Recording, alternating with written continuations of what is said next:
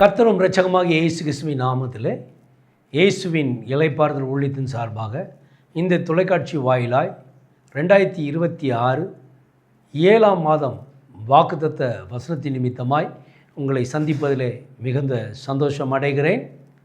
இந்த மாதத்துக்கு கர்த்தர் நமக்கு ஏவுதலாய் தந்த வேத வசனம் என்னவென்றால், லேவியராகமம் 26ஆம் அதிகாரம் 13ஆம் வசனம். நீங்கள் எகிப்தியருக்கு அடிமைகளாயிராதபடிக்கு நான் அவர்கள் தேசத்திலிருந்து உங்களை புறப்பட பண்ணி உங்கள் நுகத்தடிகளை முறித்து உங்களை நிமிர்ந்து நடக்க பண்ணின உங்கள் தேவனாகிய கர்த்தர்.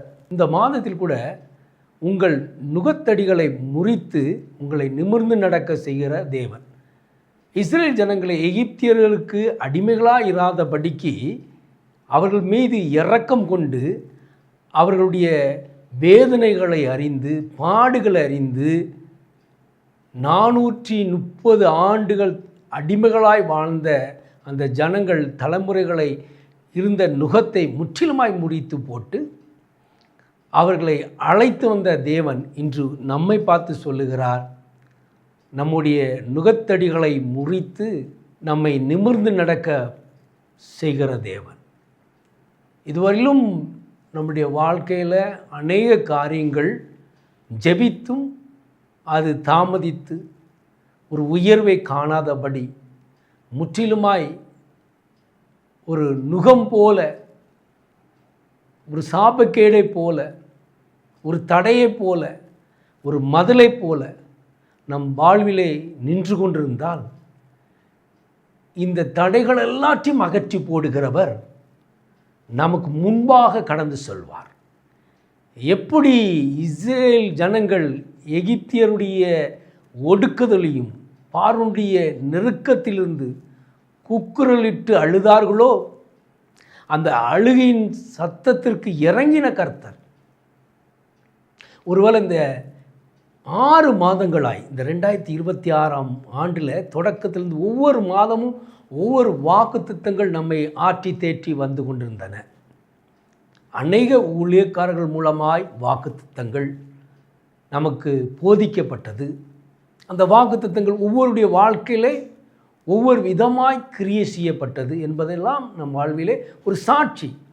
அப்படி தான் வழி நடத்தி கொண்டு இருந்தார். ஆனால் இந்த 7ஆம் மாதத்தில் இயேசுவின் இளைப்பாறுதல் ஊழியத்தின் சார்பாக கர்த்தர் நம்மோடு பேசுகிற வார்த்தை, உன்னை நிமிர்ந்து நடக்க பண்ணுவேன். அன்று அவர்கள் புனிந்த ஒடிக்கப்பட்டு நெருக்கத்திலிருந்து கண்ணீர் விட்டவர்களுக்கு இறங்கின அதே கர்த்தர் இன்றைக்கி நம்முடைய நெருக்கத்திலும் நம்முடைய கண்ணீருக்கும் பதிலளிக்கும்படி இறங்குவார். அவர் நாம் ஒவ்வொருவரையும் நிமிர்ந்து நடக்க பண்ணுவார். இந்த நிமிர்ந்து நடக்க விடாதபடி இருக்கிற நுகங்களை உடைத்து போடுவார். நுகத்தடிகளை உடைக்கிற கர்த்தர்.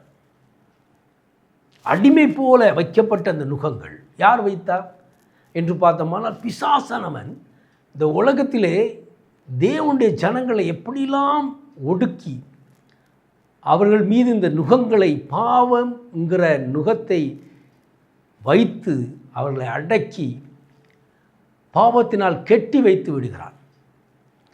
அது நிமித்தமாக தேவனுடைய உறவு துண்டிக்கப்படுகிறது. அது நிமித்தமாய் தேவனுடைய ஆசீர்வாதம் தடையாய் காணப்படுகிறது. அது நிமித்தமாய் ஒரு வழிகள் அடைக்கப்படுகிறதையும் நாம் பார்க்கிறோம். கர்த்தருடைய வழிகள் திறந்து இருக்கிறது. ஆனால் நம்மை போக விடாதபடி, தேவனுடைய வழிகளில் நடக்க விடாதபடி, நிமிர விடாதபடி கட்டி வைத்திருக்கிறார்.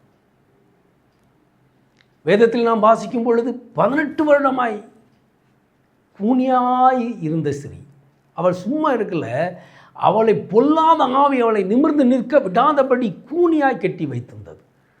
அதை இயேசு அறிந்திருந்தார். வெகு காலமாய் கட்டப்பட்டிருக்கிறார். 18 வருடம். இயேசு அவளை தொட்டு ஆசீர்வதித்த உடனே அவளுக்குள் இருந்த அந்த அசுத்த ஆவி, அவளை பலவீனப்படுத்தி வைத்திருந்த அசுத்த ஆவி, அவளை நிமிர விடாதபடி வைத்திருந்த அசுத்த ஆவி அவளை விட்டு விலகி போயிற்று. அவள் நிமிர்ந்து கர்த்தரை மகிமைப்படுத்தினாள்.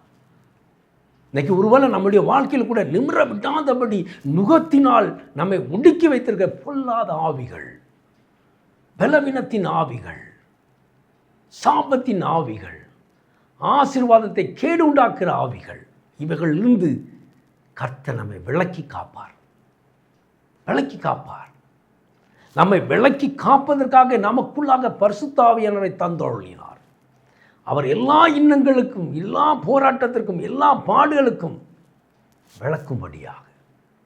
இந்த இன்னல்கள் நம்மை எப்பொழுதும் திகிலும் பயத்தையும் கொண்டு வைத்து ஒரு தெளிந்த வழியை அறியாதபடி கெட்டி வைத்துவிடும். இவைகளிலிருந்து உடைத்து போடும்படியாக, இவைகளிலிருந்து நம்மை விடுவிக்கும்படியாக, நம்மை மேன்மைப்படுத்தும்படியாக, நிமிர்த்தும்படியாக அப்படி ஜீவ வார்த்தை நமக்குள்ளாக கிரியை செய்து கொண்டு இருக்கிறது. இன்றும் இயேசு நம்ம அருகில் நின்று கொண்டு இருக்கிறார். அதனால் இந்த மாதத்தில் கர்த்தர் சொல்றார், உன் நுகத்தடியை உடைப்பேன். எப்படி இஸ்ரேல் சத்தத்திற்கு இறங்கினாரோ நம்முடைய சத்தத்துக்கு இறங்குகிறவர். அவர் ஜனங்களை அடிமையாய் வைப்பதில்லை. எகிப்தினுடைய கையில் அடிமையாக இருப்பது கர்த்தருக்கு சித்தமானது அல்ல. அவர் ஜனம் ஒருபோதும் வெட்கப்பட்டு போவதில்லை. பிசாசானவன் நம்மை ஏதாவது ஒரு வழியில் அடிமைப்படுத்தி வைத்துக் கொள்ளலாம் என்று ஒவ்வொரு நாளும் மாமிசத்தின் பலத்தினால் நம்மை பலவீனப்படுத்தி கொண்டே இருக்கிறான்.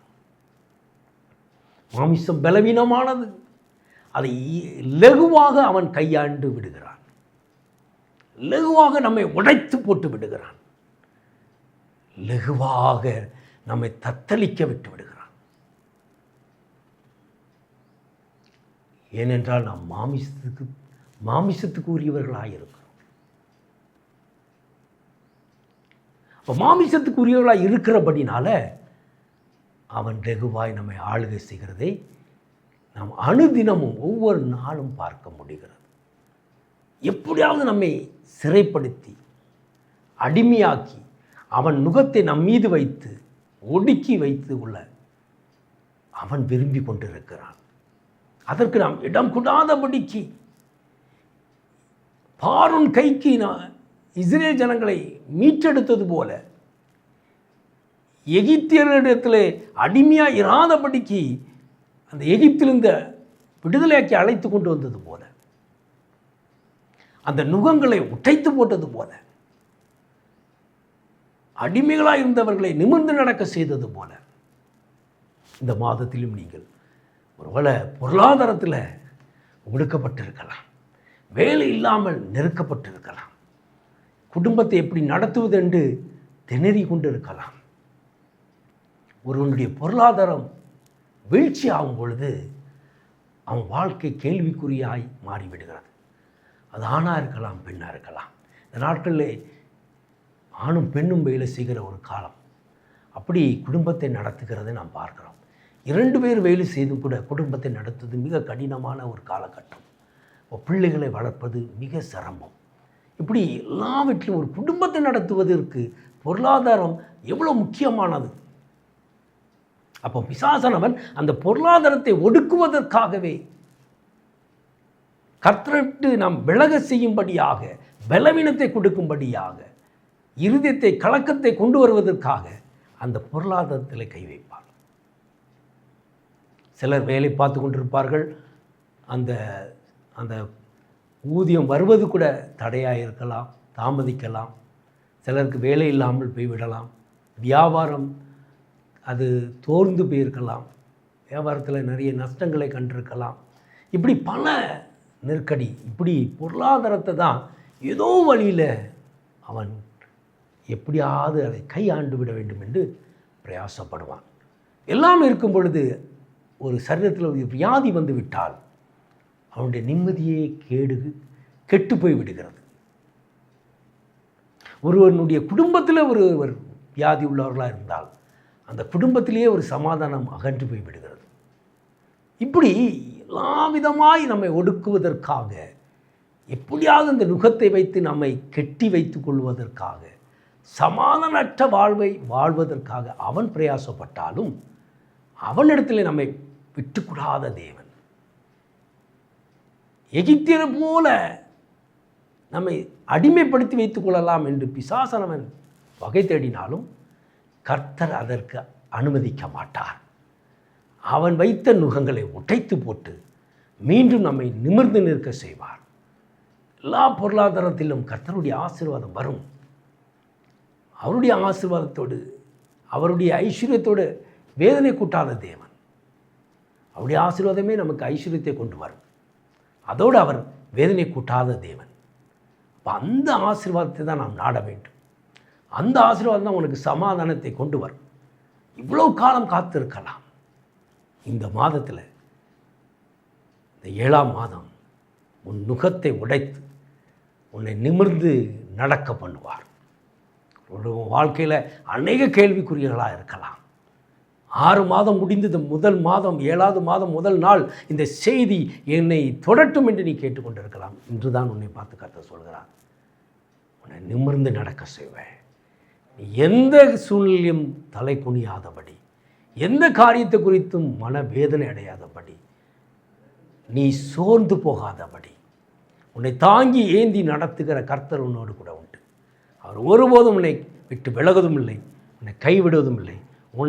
உனக்கு சொன்னதை செய்யும் அளவு, அதான் சொல்கிறேன், நான் உனக்கு என்ன சொன்னனோ அதை செய்யும் அளவு விட்டு விலகுவதும் இல்லை, உன்னை கைவிடுவதும் இல்லை என்று சொன்ன தேவன். எது உனக்கு தடையாக இருக்கிறது? எது உன்னை அடிமைப்படுத்தி கொண்டிருக்கிறது? எது உனக்கு ஆசீர்வாதத்தை குறைப்படுத்தி கொண்டிருக்கிறது, கேடு உண்டாக்கி கொண்டிருக்கிறது? அவைகளிலிருந்து உன்னை விடுவிக்கும்படியாய், அந்த முக கெட்டுகளை உடைக்கும்படியாய் கர்த்தர் இன்னைக்கு ஒரு பெரிய அற்புதத்தை செய்வாராக. உங்கள் நூத்தொடிகள் எல்லாம் உடைக்கப்படுவதாக. உடைத்து நீ தலை குனிந்த இடத்துல நிச்சயமாய் கர்த்தர் உன்னை உயர்த்துவார். தலை நிமிர்ந்து நடக்கும்படி செய்வார். இதுவரையிலும் கெட்டி வைத்த இந்த கெட்டுகள் அறுக்கப்படுவதாக. கர்த்தர் நிச்சயமாய் அதை அவிழ்த்து போட்டு உன் வாழ்க்கையில் இருக்கிற மேன்மையை காணும்படி இந்த மாதத்தில் நிச்சயமாய் செய்வாராக. பொருளாதாரத்தில் ஒரு பெருக்கத்தை காண செய்வாராக. வியாதிகள் நீங்கி சரீரத்தில் ஒரு சுகம் உண்டாகும்படி செய்வாராக. என்னென்ன காரியங்கள் குறைப்பட்டதோ உன்னுடைய வாழ்க்கையில் அதை நிறைவாய் மாற்றி தருவாராக. இப்படியாக பலத்த காரியத்தை உன் வாழ்வில் நிச்சயமாய் செய்வார். அதை ஒருபோதும் ஒருவனும் தடை செய்ய முடியாது. அப்படிப்பட்ட காரியத்தை திடப்படுத்தும்படியாக கர்த்தர் உன்னோடு கூட இருக்கிறார். உங்கள் அனைவரோடு கூட இருக்கிறார். இந்த செய்தியை கேட்டுக்கொண்டு இருக்கிற ஒவ்வொருடைய பிள்ளைகளுடைய நுகத்தடியும் கர்த்தர் உடைத்து போடுவாராக. வாழ்விலே மேன்மையான காரியங்களை கண்டடையும்படி அவர்களை நிமிர்ந்து நடக்க செய்வாராக.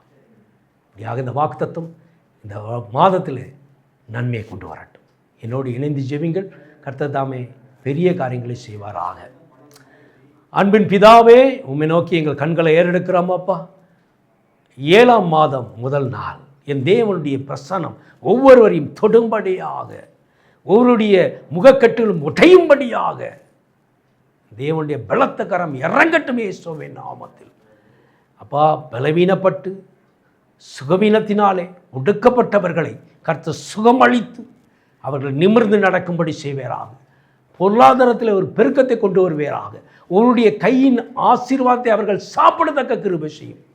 அநேகர் சம்பாதித்தால் அப்பா பலனை வேறொருவர் அனுபவிக்கும்படியான ஒரு காலகட்டத்தில் வாழ்ந்து கொண்டு இருக்கிற ஜனங்களுக்காக நான் ஜெபிக்கிறேன். உன் கையின் பிரயாசத்தை நீ சாப்பிடுவாய் என்று அப்பா நீ சொல்லுகிற அந்த வார்த்தைக்காக ஸ்தோத்திரம். இதுவரையிலும் நீ சம்பாதித்து அதை பிறருக்கு கொடுக்க வேண்டிய ஒரு சூழ்நிலையில் நீ வாழ்ந்து கொண்டு இருக்கலாம். ஆனால் கர்த்தர் அந்த நுகத்தை உடைத்து கர்த்தர் நீ சாப்பிடும்படியாய் செய்வாரா. உன் கரத்தின் பலத்தை நீயும் உன் சந்ததியும் சாப்பிடும்படி கர்த்தர் செய்யும்படியாக கர்த்தர் கிருபை செய்வாரா. இந்த மாதத்திலிருந்து அப்பா என்னென்ன குறைபாடுகளை இவர்கள் கண்டார்களோ அவைகளிலே நிறைவே கொண்டு வரட்டும். பொல்லாத ஆவிகள், பலவீனத்தின் ஆவிகள் எதெல்லாம் அப்பா அவர்களை கெட்டி வைத்திருந்ததோ அந்தகார வல்லமைகளின் கிரியைகளை இயேசு கிறிஸ்துவின் நாமத்தில் உடைத்து போடுகிறான் அப்பா. இந்த சத்தம் துணிக்கிற இடம் கர்த்தருடைய மகிமையை காணட்டும், எடுத்து பயன்படுத்தும். இயேசு கிறிஸ்துவின் இனிய நாமத்தில் ஜெபிக்கிறோம் ஜீவனுள்ள நல்ல பிதாவே, ஆமேன் ஆமேன். கர்த்தர் உங்கள் ஒவ்வொருவரையும் நிமிர்ந்து நடக்கும்படி செய்வாராக. உங்களுடைய முகக்கட்டுகள் எல்லாவற்றையும் அவிழ்த்து போட்டிருக்கிறார். இந்த மாதம் முழுவதும் கர்த்தருடைய ஆசீர்வாதத்தை நீங்கள் காண்பீர்கள். உங்களுக்காக தொலைபேசி எண்கள் கொடுக்கப்பட்டிருக்கிறது. ஜெப விண்ணப்பங்களை தெரிவித்து ஜெபித்து கொள்ளலாம். தொலைபேசி மூலமாய் தொடர்பு கொண்டு உங்கள் சாட்சிகளை பகிர்ந்து கொள்ளுங்கள். அநேகர் உங்கள் சாட்சிகளை பகிர்ந்து வருகிறீர்கள். அதில் நிலைத்திருக்கும்படி கர்த்தர் கிருபை பாராட்டுவாராக. Amen. God bless you all.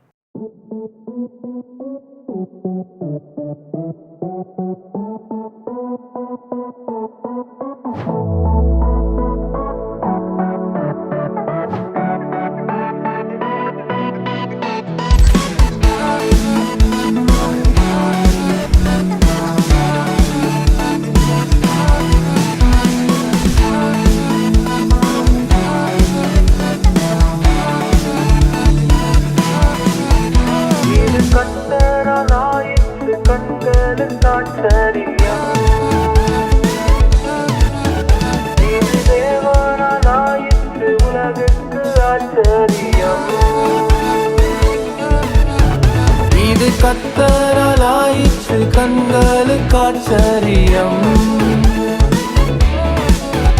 இது தேவனாலாயிற்று உலகுக்கு ஆச்சரியம்.